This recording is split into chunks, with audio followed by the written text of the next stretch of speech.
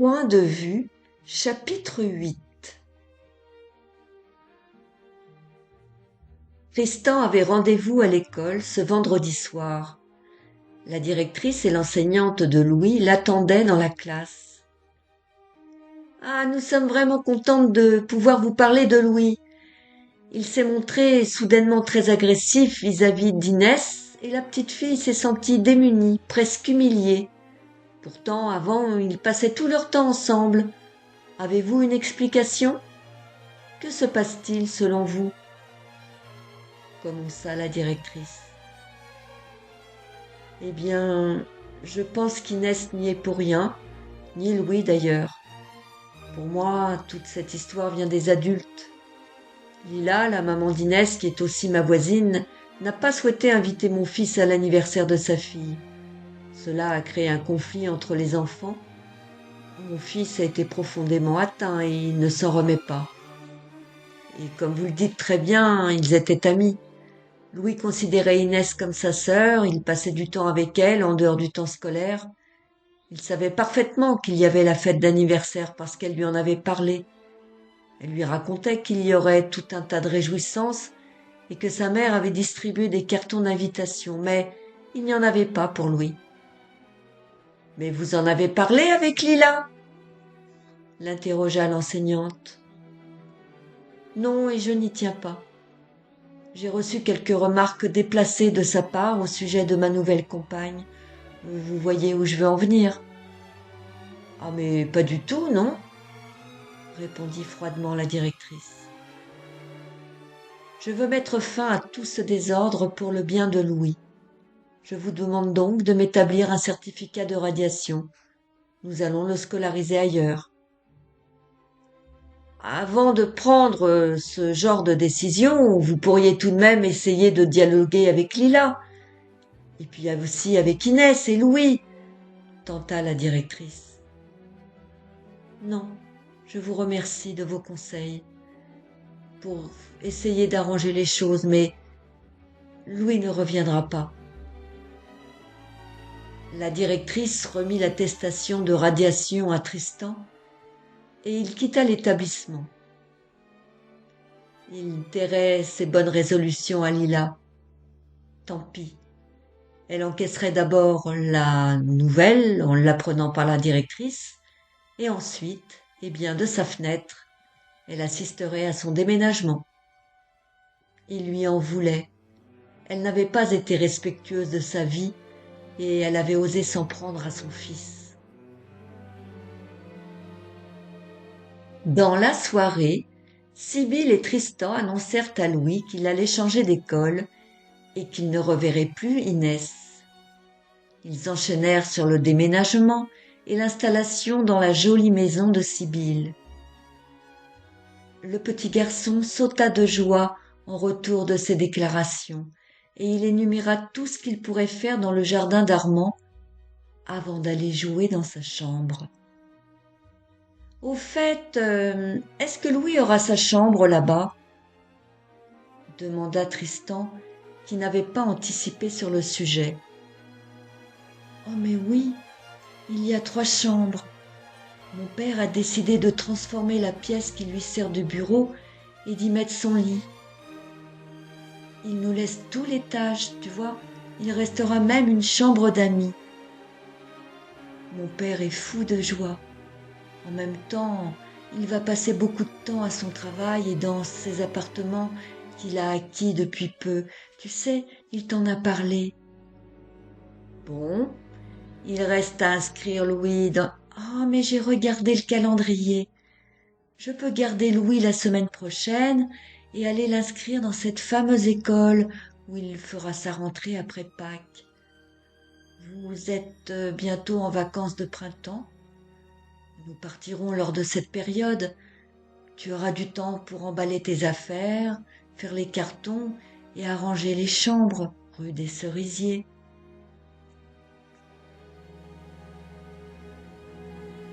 Tristan imaginait le déroulement des différentes opérations au fur et à mesure que Sibylle parlait. Elle était vraiment logique et organisée. Rien ne lui échappait. il se surprit à passer de l'indécision la plus totale à l'impatience. Il se projetait à présent dans sa vie future, et il aimait cette sensation d'avancer vers un épanouissement total. Il n'avait plus peur, au contraire, son enthousiasme grandissait. Puis, il pensa au lendemain. Il restait à prévenir ses parents. Il se demandait comment sa mère allait apprécier leur décision. Le samedi midi, Louis, Sibylle et Tristan sonnaient à la porte d'Hélène et d'Hervé. La jeune femme portait un énorme bouquet de fleurs et Tristan une bonne bouteille de vin de Bordeaux. Louis s'accrocha au corps de son grand-père qui venait d'ouvrir la porte. Il l'embrassa avant d'aller retrouver sa grand-mère très occupée dans sa cuisine. Celle-ci ôta son tablier et s'en fut accueillir son fils, pressé de découvrir sa nouvelle petite amie. Lorsqu'elle aperçut Sibylle, elle s'inquiéta d'emblée. Elle la trouvait beaucoup trop belle, beaucoup trop belle. Cette femme splendide allait certainement faire souffrir Tristan. Mais elle tenta de freiner ses a priori pour la saluer cordialement et essayer de découvrir qui se cachait vraiment dans cette enveloppe de princesse. « Mais entrez donc, allez vous asseoir, lui dit-elle tout sourire. Tenez, installez-vous là. Tristan, mets-toi à côté d'elle. Et moi ? Demanda Louis. Quand chacun fut à sa place, elle apporta les petits toasts qu'elle avait confectionnés et Hervé servit l'apéritif. La conversation animée portait sur la météo. Tout le monde eut son mot à dire, et cela dura longtemps. À l'entrée, le thème des jardins municipaux fit son effet. Hervé était intarissable. Puis enfin, le gigot entra en scène avec ses flageolets et les questions toutes centrées sur Sibylle. « Ah, dites-moi, Sibylle, vous êtes de la région ?» l'interrogea Hélène. « Oui, quand j'étais enfant, nous vivions juste à côté d'ici, à Bois-Colombes. »« Et aujourd'hui, vous habitez toujours dans le secteur ?» continua-t-elle. « Absolument, tu n'es pas tenu de répondre à maman, hein ?» fit Tristan légèrement inquiet. « Mais si, pourquoi ?» lui répondit Sibylle. « J'ai quitté la maison pour aller vivre au Canada avec ma mère qui a refait sa vie. Puis me voilà revenue depuis quelques mois. J'ai rencontré votre fils à Bois-Colombes parce qu'il a eu la délicatesse de rapporter son portefeuille à mon père qui l'avait perdu. » Hélène, déjà fière de son fils, ne se contenta pas de ces menus propos. « Mais vous n'habitez plus avec votre père tout de même ?» insista-t-elle. Hervé proposa du vin pour couper un peu l'inquisitoire. Mais à ce moment-là, Louis, qui écoutait la conversation sans le montrer, intervint. « Eh ben non, nous on va aller habiter chez Sibylle. » Le silence s'imposa. Tristan regarda sa compagne et sa mère avec un air contrit. Hervé posa sa main sur celle d'Hélène pour lui indiquer de rester calme. Tristan prit la parole pour éviter toute explosion. « C'est un fait. Louis dit vrai, nous allons vivre chez Sibylle avec son papa pour un temps. »« Tu vas garder ton appartement ?» se soucia sa mère. « Non, je vais le rendre.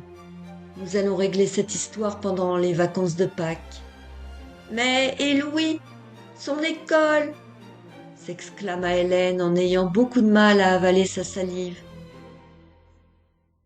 Louis va changer d'école, Madame Neveu, continua Sibylle. C'est toute l'origine de notre décision. Il a rencontré quelques soucis. Mais tu ne m'as rien dit, fit Hélène, affolée en se tournant vers son fils. Mais pourquoi faire? De toutes les façons, on allait vous en parler, parce que toute la mairie va être au courant. Lila n'est pas innocente dans cette histoire, répondit Tristan. Inès, elle est méchante avec moi. Elle m'a pas invitée à son anniversaire, lança Louis. Tristan raconta à ses parents la terrible déception du petit garçon. Mais pourtant, Lila, c'est une fille adorable. Tout le monde l'apprécie, c'est terrible, mais tu en as discuté avec elle? Demanda Hélène. À quoi bon? Le mal est fait, conclut Tristan. Mais votre papa, comment il prend ça? Demanda Hervé à Sibylle. La maison est assez grande. Il est ravi. Il a déjà rencontré Louis et Tristan. Il est enchanté à l'idée de voir sa maison animée le soir lorsqu'il rentrera de son bureau.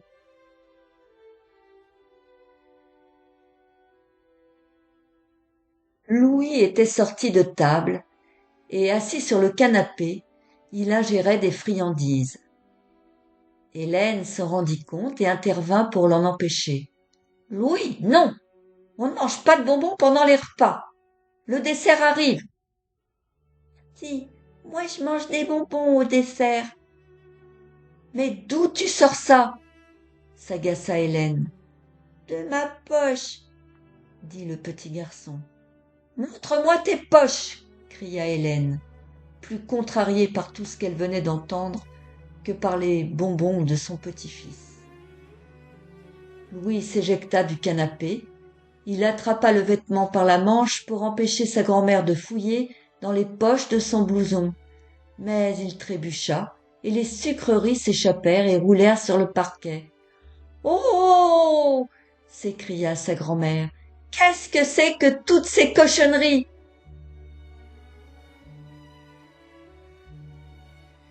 Le petit Louis pleurait de voir son butin répandu sur le sol et récupéré par sa grand-mère en rogne. « C'est de ma faute, » intervint Sibylle. « Je l'ai autorisé à en manger à la fin des repas à la maison. » Hélène n'osa pas répondre et reposa les friandises sur le buffet. Le repas se termina dans une atmosphère tendue. Hélène ne disait plus rien. Hervé meublait la piètre conversation en revenant sur la météo et en particulier sur le soleil qui brillait trop fort pour avril, démonstration de la réalité du réchauffement climatique. Tristan était crispé. Sa mère avait réussi à pourrir sa première rencontre avec Sibylle. Il redoutait sa prochaine réaction. Il la regardait, penaud. Mais Sibylle restait digne. Elle était assise, les mains posées sur la table. Son visage était serein, ses joues à peine rosées. Ses yeux verts océan renvoyaient la lumière. Son corsage blanc, son collier de perles, ses fines boucles d'oreilles assorties lui donnaient l'air d'un pur esprit. Ses cheveux blonds et luisants accentuaient cette impression. Elle souriait, impassible.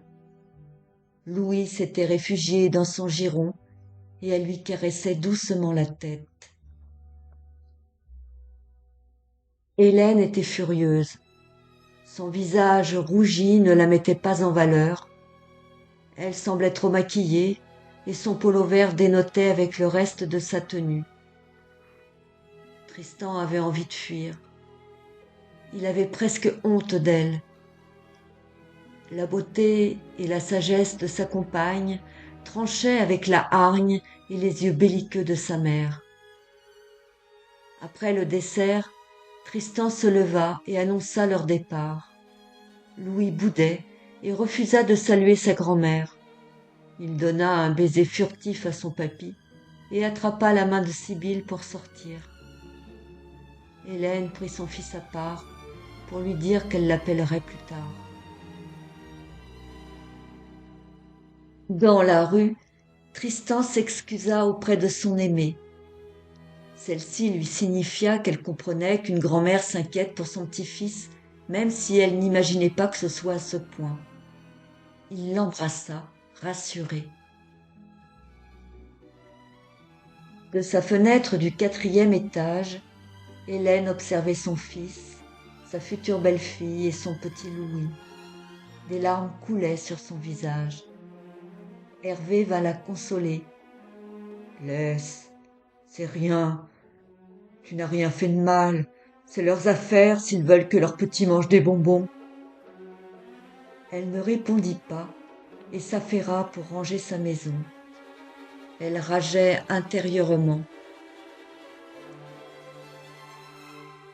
La semaine suivante, Sibylle emmena Louis visiter sa nouvelle école. Il s'agissait d'une institution privée située à 300 mètres du domicile des Cétais. La directrice accepta sans discuter l'inscription du petit nouveau sur présentation des documents requis. Louis rencontra sa nouvelle enseignante et aperçut ses futurs camarades tous concentrés sur leurs activités.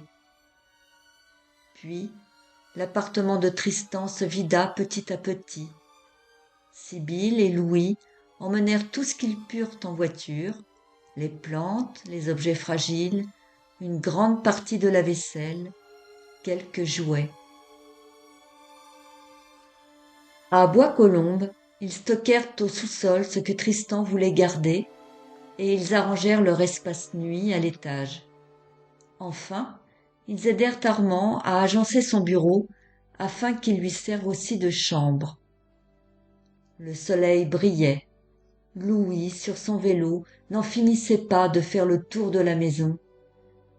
Le mobilier de jardin, sorti de sa période hivernale, se répandait à présent sur la terrasse. Armand offrit le champagne pour célébrer l'installation effective de sa fille et de son compagnon dans leur nouvelle demeure. Tristan n'avait pas pris le temps de téléphoner à ses parents durant cette phase de transition. Sa mère, qui habituellement l'appelait tous les 2 jours, ne se manifesta pas non plus. C'est Armand qui souleva cette question le dernier week-end avant la reprise. « Ah, mon cher Tristan, avez-vous l'intention de convier vos parents à un dîner pour leur montrer votre nouveau lieu de vie ?»« Non, je n'ai pas prévu de les inviter. Je vais juste les appeler pour leur dire qu'à présent nous sommes définitivement basés ici. » « Oh, il ne faut pas vous gêner, hein, si vous en avez envie.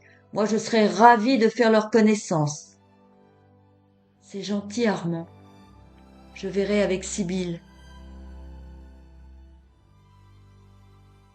Louis fit sa rentrée dans sa nouvelle classe et sembla satisfait lorsqu'il rentra à la maison le soir. La maîtresse indiqua à sa belle-mère que tout s'était très bien passé. Le petit garçon avait un bon niveau et il s'était vite adapté au fonctionnement de la classe en cette première journée. À Colombes, Hélène et Hervé se sentaient mis à l'écart. « Il n'appelle pas, » dit Hélène très angoissée. « Tu n'as qu'à le faire, » lui répondit Hervé. « Et je ne saurais pas quoi lui dire. Je ne parviendrai pas à faire semblant d'apprécier ce qui s'est passé il y a 15 jours. » « Je t'ai déjà expliqué qu'il ne faut pas te tracasser pour si peu. Tu te doutais bien qu'en rencontrant quelqu'un, Tristan allait partager l'éducation du petit avec la nouvelle venue. Si elle veut lui donner du sucre, ce n'est pas à nous d'en juger. »« Ah ben, tu te fiches de sa santé alors ?»« Non, mais je crois que tu veux leur imposer tes principes. »« Ah voilà, ça y est, c'est de ma faute. » ragea-t-elle. Hélène, j'en ai assez. Je vais appeler Tristan. Il doit bien se demander pourquoi on ne prend pas de ses nouvelles, dit Hervé, conciliant. Ah, parce que tu crois qu'il s'inquiète pour nous? Ah, il doit être plein déménagement. Maintenant qu'il va vivre dans les beaux quartiers, il n'a plus rien à faire de ses vieux parents. Cesse de te monter le bourrichon. Tu inventes n'importe quoi pour te faire du mal. Hélène se sentit flancher et s'enferma dans les toilettes pour pleurer en silence. 2 jours après cette scène, un mercredi, elle tomba sur Lila qui s'était rendue en mairie. « Ah, bonjour Hélène, vous allez bien? Vous avez eu des nouvelles de Louis? »« Non, je crois que mon fils est très occupé par sa nouvelle vie.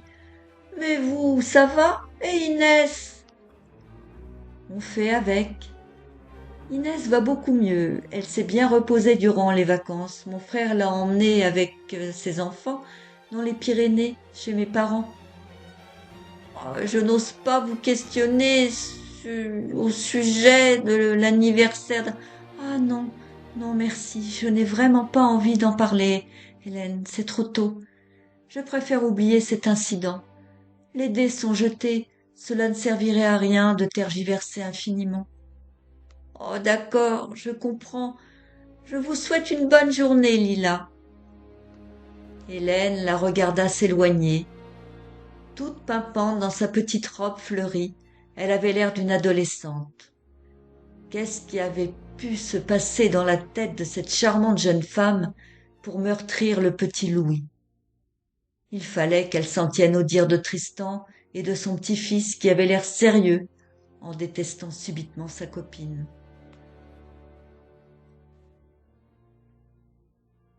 Hervé eut Tristan au bout du fil un dimanche soir.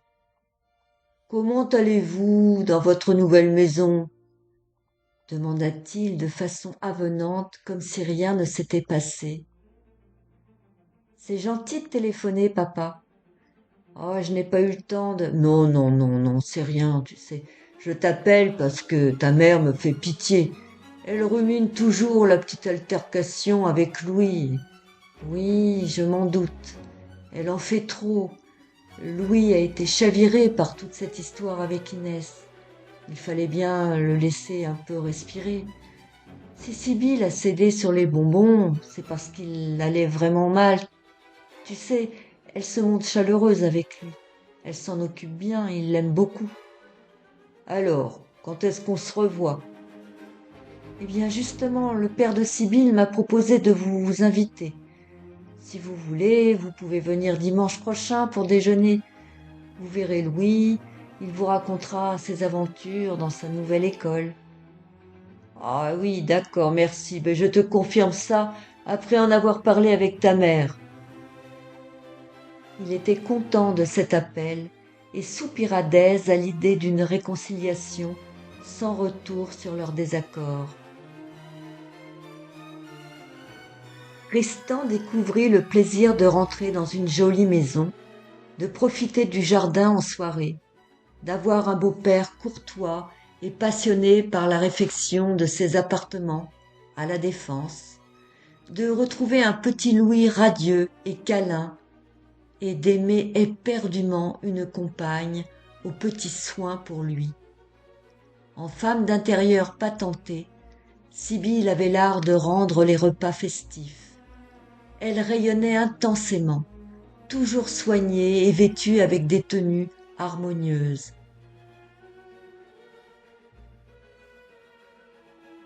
C'était seulement après le coucher d'Armand que Sibylle et lui partageaient un moment en tête-à-tête, tout en buvant une tisane ou un verre de vin. Le soir, dans la chambre, elle se montrait souvent réticente aux câlins fougueux et amoureux. Elle fermait les yeux, aussitôt allongée, ou désirait lire quelques pages sans qu'on la dérange. Tristan s'endormait frustré, sans insister ni lui reprocher ses refus. Il l'aimait. Elle lui procurait une sorte d'exaltation. C'était une source qu'il ne voulait pas tarir.